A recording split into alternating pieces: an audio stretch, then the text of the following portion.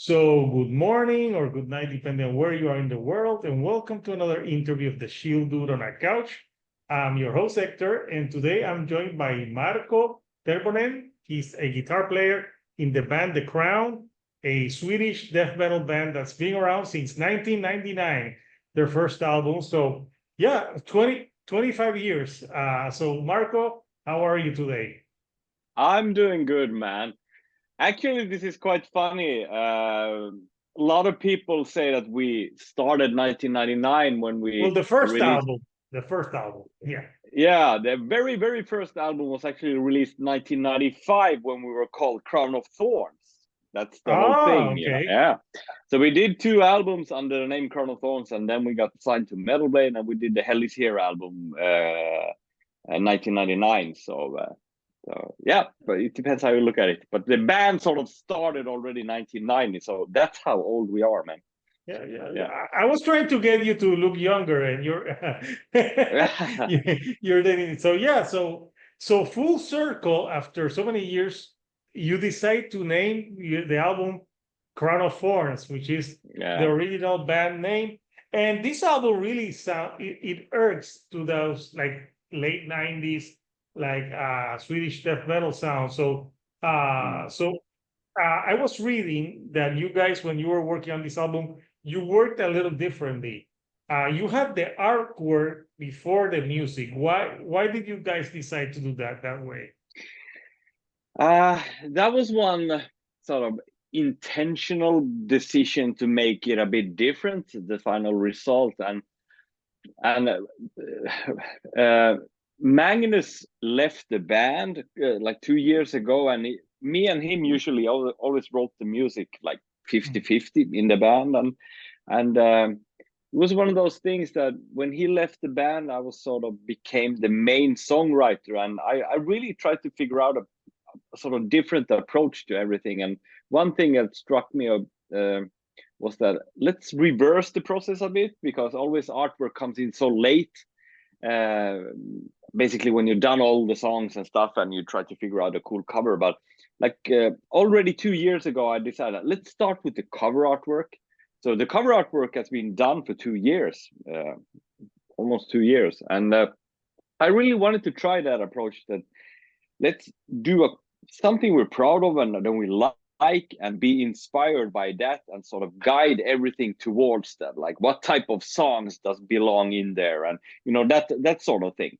So that was one way to create something inspirational and something different. So yeah, doing it a bit backwards, so that was interesting. Yeah, a different approach. So you had the artwork and the artwork inspired songs that you have. Yeah. So the first single that you released was Church Burner, Yeah. which is a pretty impactful song.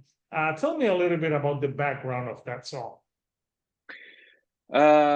It's I wrote the song, Johan wrote the lyrics to it, and it was a good, like a first single song to release, because I think we had the groove, we had the speed, we had the melody, and it was cool to emphasize a bit of the melody part there, because that's basically a bit a clear change for the new album. It's more melodic, and I think it's also the reason because I became the main songwriter, and I like melodies, man. I that's usually the way I write. There's a lot of melodies, and it was cool to show right away that this is gonna be pretty melodic, but it also has that fast kick drum chug things going on, and yeah, it felt like a cool first single to do. And some people react to the title church burn and think, what the hell are they, why are they want to burn churches? But the thing is that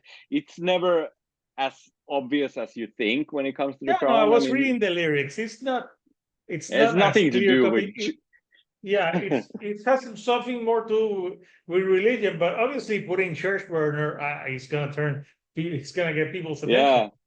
Yeah, and that was like, I remember when we the song was done and Johan was messing with the titles and said, "Yeah, church burns are cool." But my first thing that popped in my head, oh, let's not go there. People are gonna think we want to burn churches and stuff like that. But then he sort of explained the lyrics, and it's not about burning churches, man. It sort of emphasizes everything. I mean, the words, the lyrics are more about this sort of a loner outsider character that is being sort of created in this world, and in the video it's emphasized a bit it's almost like this cult thing that sort of, you know, does their things and rituals to create this entity, and the actual entity is the church burner, like a villain name, you know. So that was the idea. Yeah. And But the people video is connected right pretty. away to like old Norwegian church burning stuff, and I mean, I mean, we're not that simple minded, and we go the easy way. We try to do it a bit more interesting. Yeah, I know. Plus, you have like as we speak today, you premiered the second single and the video for "Gone to Hell," which I Yeah, saw. Which I saw. It's all in black and white music yeah, video. Tell me, and there was like a beach. Tell me about the process for that music video. yeah. It was.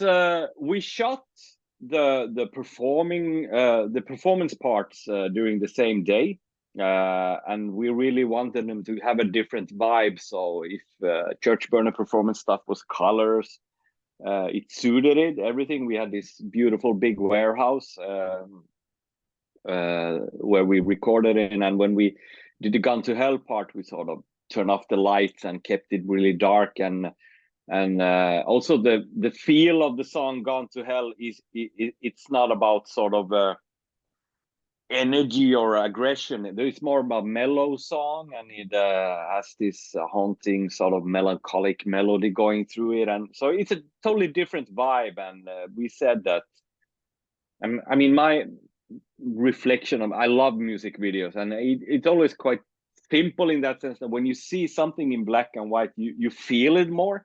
Colors is more like documentary of something. So I like the black and white approach there. I mean, I have some my personal black and white videos like Forever Failure with Paradise Lost and stuff like that.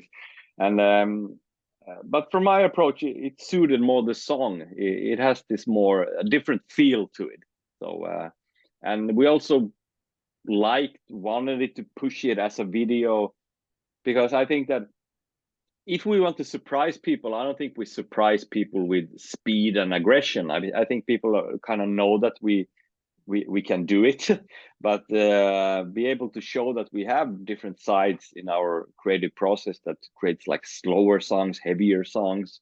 On the previous album, we almost had like a ballad song as well that turned out good anyway. So it's always good to interesting to show these different sides of us, and obviously there will be the death metal police coming after it straight away, you know, where the blast The beats Death and Metal all of that. Police.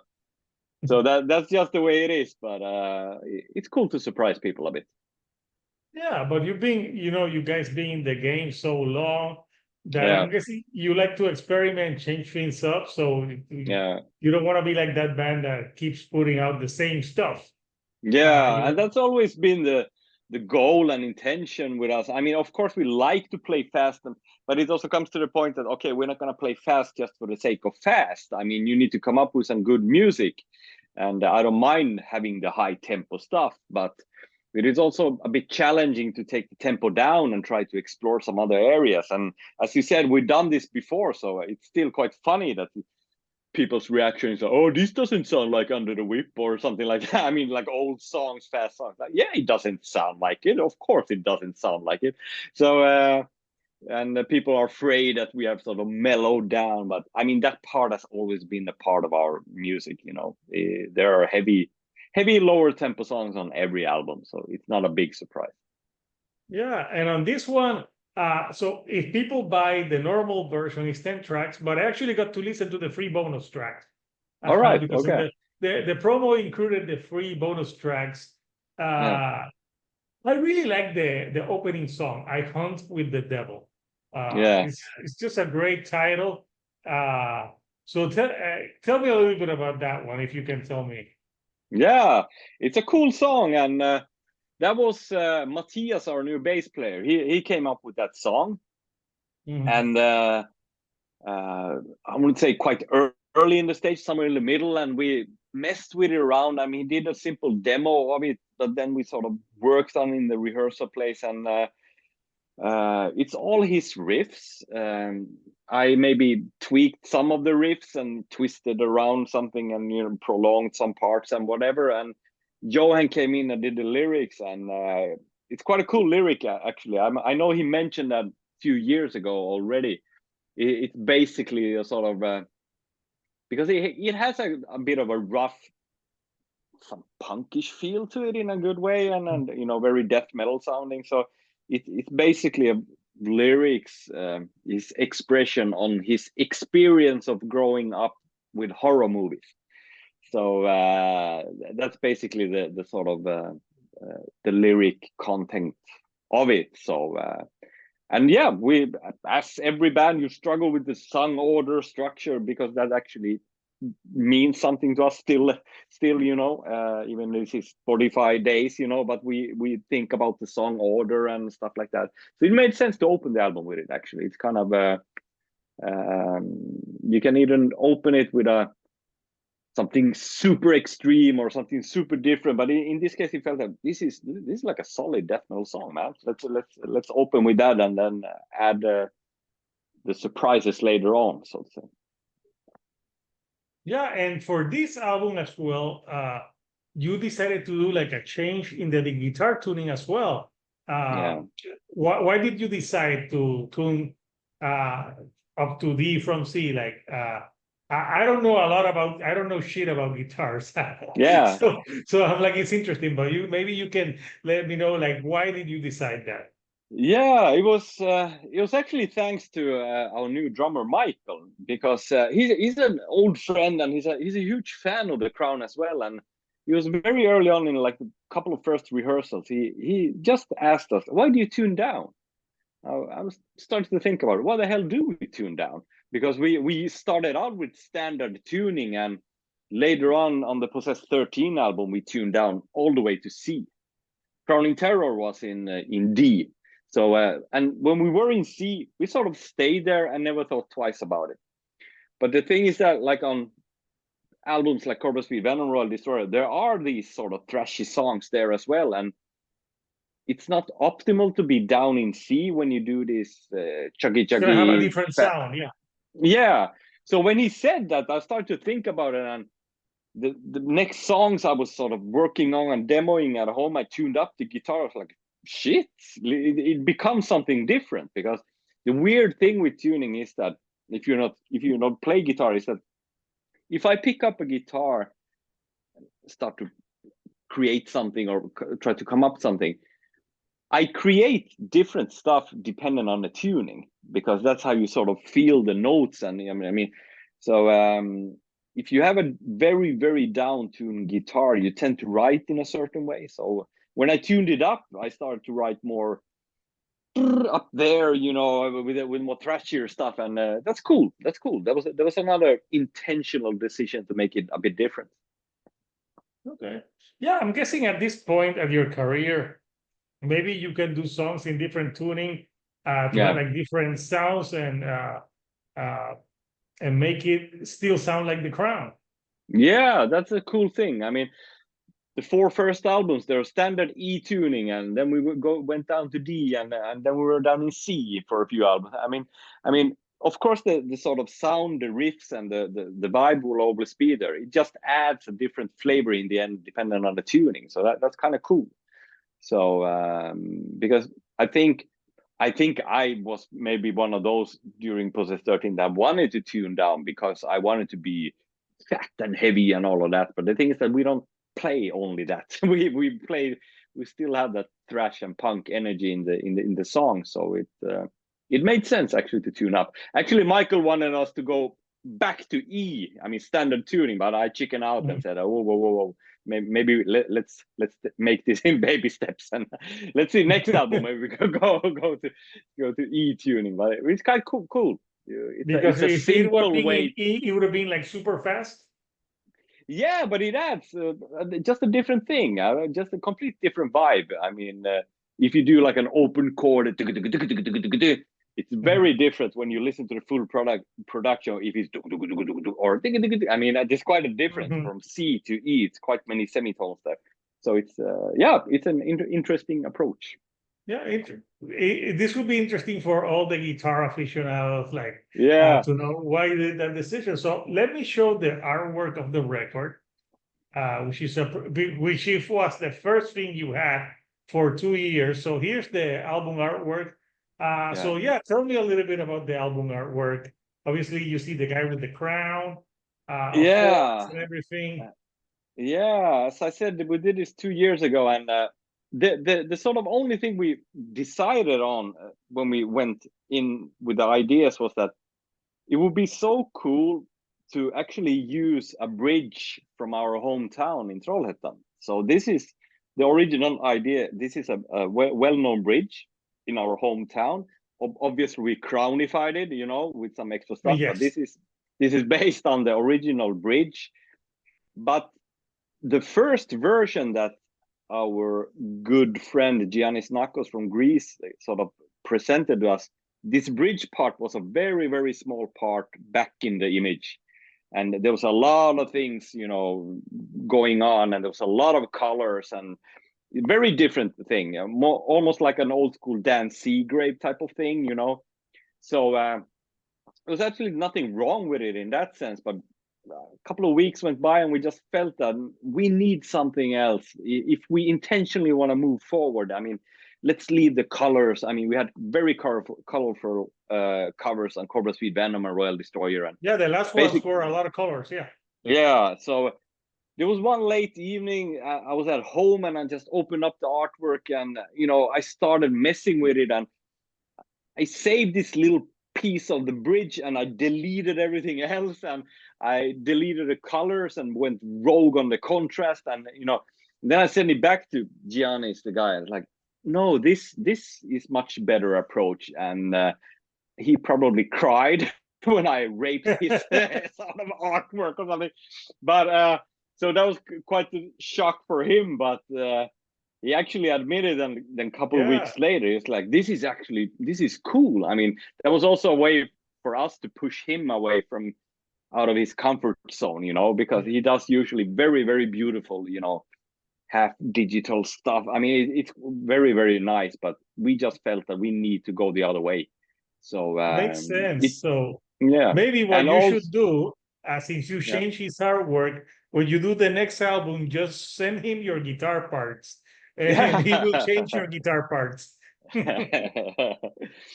So I And mean, it all started from here, and also here, yeah, the local bridge, and that connected to the Crown of Thorns title, and the old school stuff. So, and I like the fact that it looks old school, but it's not this yeah, attempted C-rocks punk thing, when you try to yeah, make it look. Oh yeah, I think for me this is quite classy, actually. It's quite cool. And yeah. Would you say like the bridge represents where you came yeah, from, yeah, and the crown of thorns, it's like it's an homage to where you came from and where you're going. yeah, yeah, exactly. And that felt right to do. And because actually, like, past 20 years we always had the discussion, why don't we even have a song called Crown of Thorns? That would be cool, but it just never happened. So but now it felt right to name it Crown of Thorns, the album. And also, I mean, that parallel thing, it's quite cool that at some point every band needs to have a self-titled album, and we did it, but it's not, but we did it anyway. So it's kind of cool in that sense. And also in the vinyl version, you open the gatefold, there's a lot of black and white things going on. It's quite nice, actually. So it's cool Yeah, package. yeah. It looks cool, and it's awesome that the artwork inspired a lot of the music that you have Yeah, on here. So yeah, yeah, it's gonna come out in a few weeks, in October, if I'm not mistaken, the 11th of October, which is yeah, yeah, it's a few weeks from now, on yeah. Metal Blade Records. So so I'm guessing you guys are you have some shows planned for the release?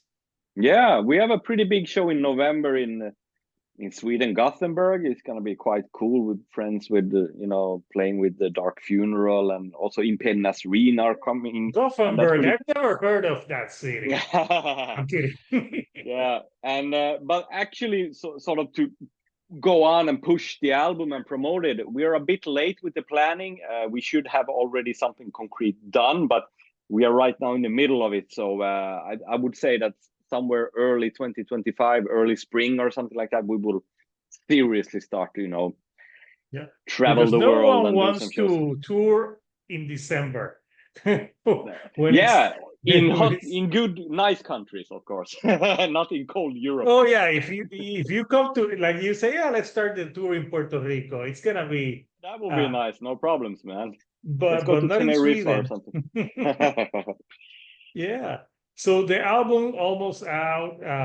So, and you have plans for maybe early next year, some touring. Yeah, So for this, like the writing process for this, besides having different, like that you had the artwork before, did you do yeah. anything else different besides the tuning and the artwork first, or was the rest of the recording more what you've done in the past? I think the big difference there is that I didn't have my partner in crime Magnus with me, since we usually wrote 50-50 of the music. Um, uh, so the challenge was that since I sort of became the main songwriter, I could plan the songs a bit differently. Because in the past, for all albums, it was always like Magnus had 5 songs, I had 5 songs. Let's go into the studio and let's do an album. But now I could actually start to think about how to start the album, and what should be in the middle, what should the journey be like, and stuff like that. That was quite interesting.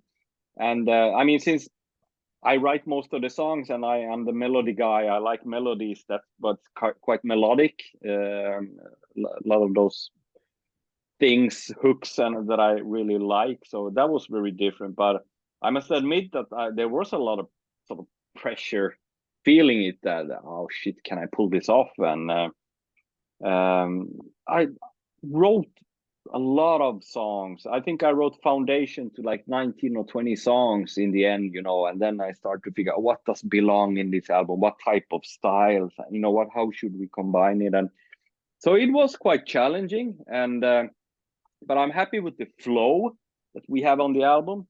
I know kids today don't give a shit. They create their own playlists and delete songs, but They we don't give we a shit, yeah. yeah, but we care. We still But care I about care. I care about the yeah, play. I yes, playlists are cool, but I think albums, like the placements, make sense. And there's sometimes I review albums. Like I reviewed an album by a band, that's not like a newer band, and they have like this amazing song, and then they have like an outro to the song, then a short song, and then a short yeah, song to that outro, and it finishes the album. I'm like, why the fuck? Why the yeah, fuck do they have these outros? Like, just yeah, give, like, I don't know. It didn't build momentum. It just like it almost didn't feel like a song. I'm like, why yeah, have it there? Just finish with that song and put that song in the other place. So yeah. I don't I know. think I it's weird. I I think that you and me are about the same age, so we sort of think about that more, and Yeah. we even think about what should be the first song on the B side, and kids don't even know what a B side is. So I mean those type of stuff, but it still means something to us. So the whole flow of the album was heavily discussed in the band. What is the right way, and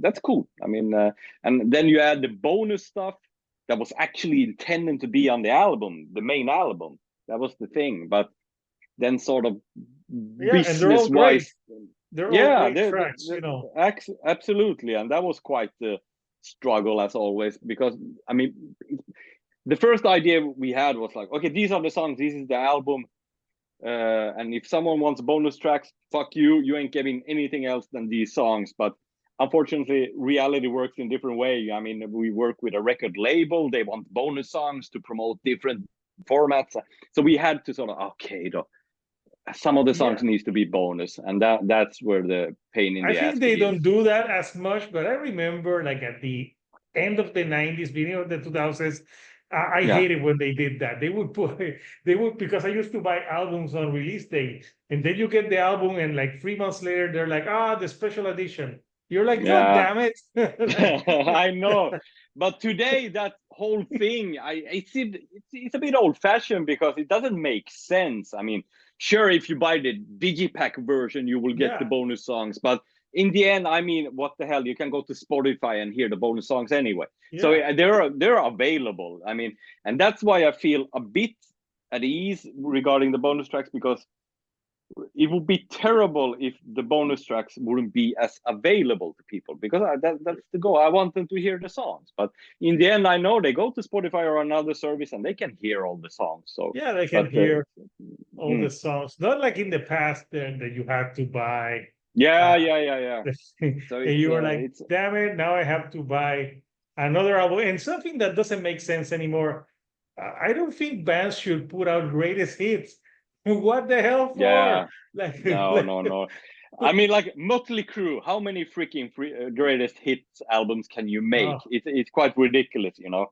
I mean, they, and talking mm, about Motley Crue, they have a new EP that they're putting out, and they're a very interesting band because they're yeah, a band that they signed a contract saying we are not going to play anymore, and I then they're like, know. we are back, Yeah, and well, you guys.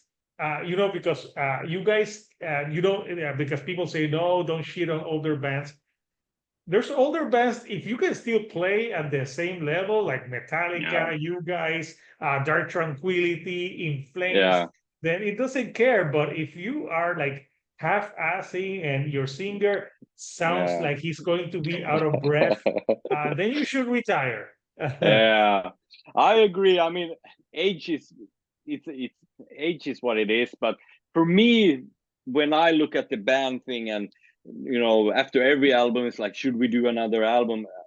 Yeah, My only sort of concern is I refuse to become like a parody or something that we start to regurgitate our old stuff. I mean, as long as we have new original ideas and we feel that, oh, this is cool, we never done this, that's inspiring, man. That's what I you want to. can keep going if you like Yeah. just take some of Mick Jagger's blood and Yeah. infuse it into you because the dude is 80 something and he can still dance like it's like Oh he's yeah. in his 20s. So yeah, I don't know how Yeah. he does it, but I want to have his energy when Yeah, I oh get yeah, that or age. Keith Richards. I mean, we all know that after an atomic warfare, he will survive the He cockroaches, and he will never he will never die. He will be eternal.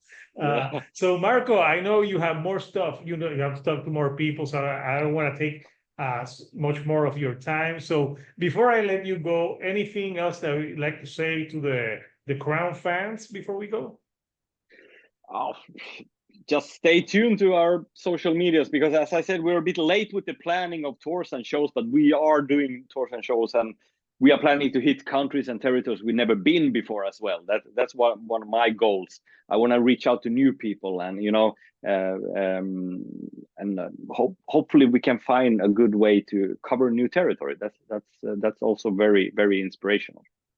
Yeah, it's always good. So you heard it here on the Shield Dude on a Couch. So Marco, thank you for joining me from Sweden to here Puerto Rico. So until next time, Couchers, this is Hector, the Shield Dude on a Couch, and I'll see you all right here on the couch. Thank you Thank you. and Thank goodbye. you.